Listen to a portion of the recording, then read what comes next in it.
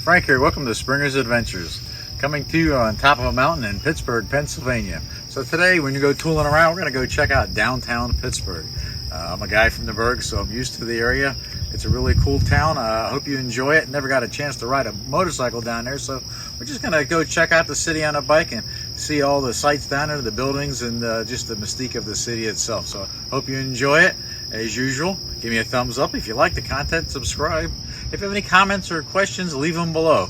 And as always, thanks for watching Springer's Adventures. All right, so here we go into downtown Pittsburgh. Actually, just dropped in, came over one of the bridges off on the Penn Avenue, and basically at the end of the Strip District, and we're gonna head down into the city from here. So you know, Pittsburgh, a lot of history, of course. You know, the Steel City, all the steel mills. You know, growing up as a kid in the Burgh back in the 60s and stuff, it wasn't necessarily as clean as it is now. That's for sure. I mean, they have really cleaned it up a lot. As you notice as we go through there, I mean, you know, beautiful architecture, beautiful old buildings and stuff like that. A lot of young people down there now, as you can see even on the bicycles there as we're going past. There was a lot of little open air restaurants. You know, parts of the streets were closed off, and they have like dining out in the street now and stuff like that. I found that to be really pretty cool. You know, for years, I mean, you know, Pittsburgh kind of went down a little bit of a decline and stuff. Not a lot of people going down there, but they definitely made a transformation over the last few years and stuff like that. I mean, probably the past decade, and really has just brought the mystique in the city really up to a beautiful place where it could be. You know, and back in the day, I mean, you know, growing up in Pittsburgh, it was one of my grandmother's favorite spots. I mean, you know, like twice a week she'd get on the bus. It was like about a 10-15 minute ride to go into the downtown, or she'd get on the trolley car, because we used to have trolley cars running up and down throughout the city and stuff like that. 'Cause she'd like to go down there and grab a bite to eat, or meet her girlfriends or something like that. You know, go grab a coffee, a Danish. We had the big movie theaters down there, so you know they had that, and of course if you had to want to see a play, so I mean, you know, it was the in place to be. You know, you had your big department stores, you had the Gimbels, you had the Kaufmann's, which later are sold out to Macy's, unfortunately, and then I think they ran it for about 10 years down there. And then, of course, the Kaufmann family, if you're familiar with that, that's if you're into really nice old architecture, you have the Frank Lloyd Wright building, which is right outside of Pittsburgh, which was called Falling Waters, which was built for the Kaufmann family. And I mean, that's really something. If you come down to the city, take about an hour drive to go see that as well. But the city itself definitely revitalized, a lot going on. This was on Father's Day, on a Sunday there, so I mean, there was quite a bit of people all walking around. I mean, you know, like I said, all the little restaurants was open.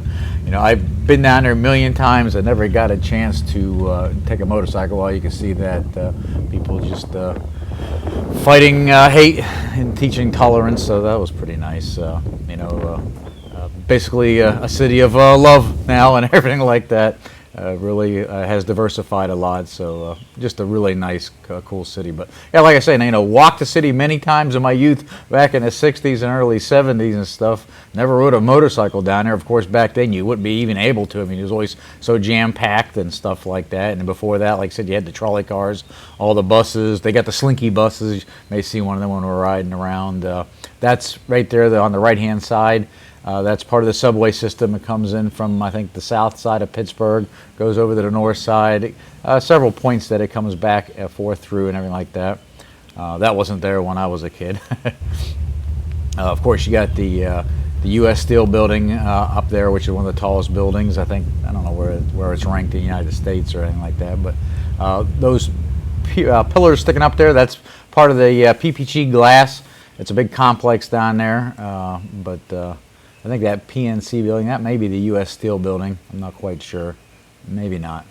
I can't quite tell. There's more of the PPG with all the, I think, the glass and stuff like that. But really, really cool old town. So we're just going to drive around, let you see some of that. Like I said, see some of the architecture. Definitely, if you ever get a chance, highly recommend it. A lot of good restaurants. We're going to drive around for a little bit. Then we're going to get over to the Strip District, and I'll tell you a little bit about that. So just hang out there for a while and check out the city.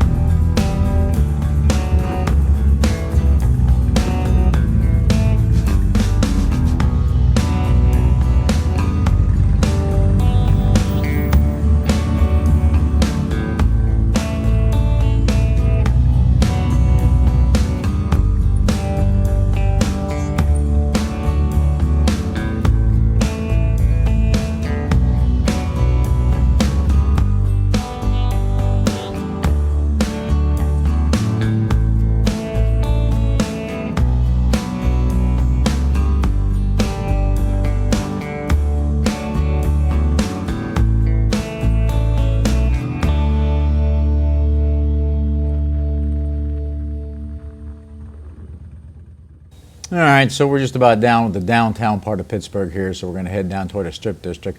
Point of interest straight ahead up there, right ahead of me there, as I start to make a left on the right-hand side. That's the train station. Some called it Penn Station, Union Station, Pennsylvania Station, but that's the old train track terminal, which is still used today for Amtrak, built back, I think, in like 1903 or so, so well over 100 years old. I know they revitalized it. I think my dad told me back in the 50s. I think they did it again back in the 80s or something like that. But another old cool building to check out.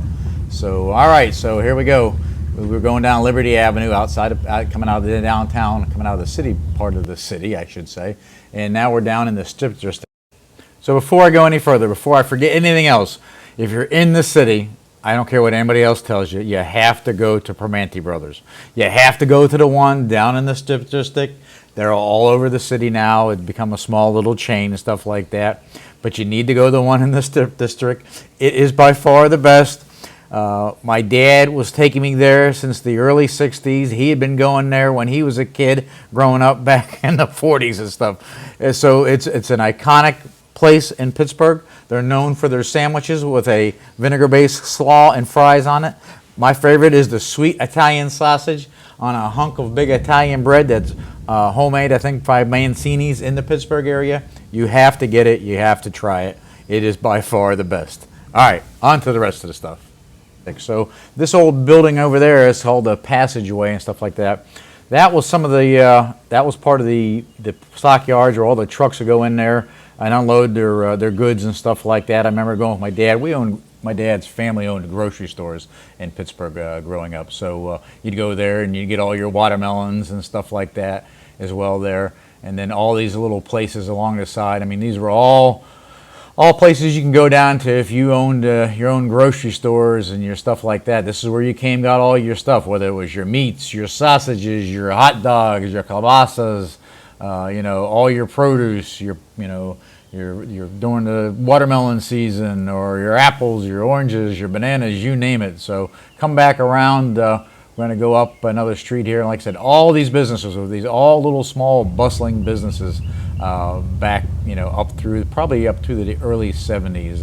I'd say with the on-mark of corporate America and all the huge chains of grocery stores and stuff like that. But up to this point, if it was a mom and pop store, that's where you went and got all your supplies out every week. Twice a week, go down to the city with my dad to get supplies. It was just the coolest thing growing up, catching that out there, and of course grabbing a bite to eat down there as well, because the restaurants were to die for.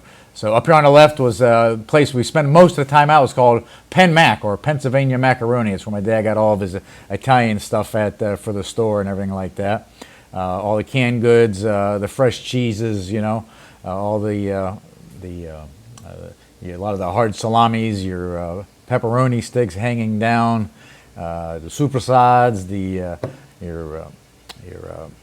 cheese, your hard cheese, I can't even think of everything. There's just so much stuff there as well. But all these little stores. And then, of course, you even had places, if you needed cards, you needed paper goods. There's a sausage place there. I mean, everything was there. It declined for quite a few years, and now it's the in thing to do. So a lot of these little places are opening back up. A lot of people find it pretty cool. Hey, let's go down. I think it was a brewery right there or something, or no, maybe just a little restaurant. There was some breweries down there. There's a distillery down there. All good places you can go check out. So just rode down here. This is, like I said, this is all down Penn Avenue. Come back on Liberty Avenue. That's Penn Mac's warehouse over there and stuff.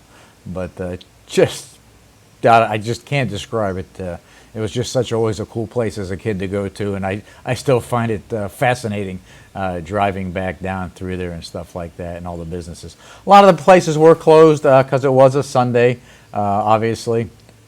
A lot of apartments have been built up along the city in condos along the river and everything like that. Of course, you have the Allegheny and the Monongahela come down to form the point, so you have both rivers on both sides of the city right there.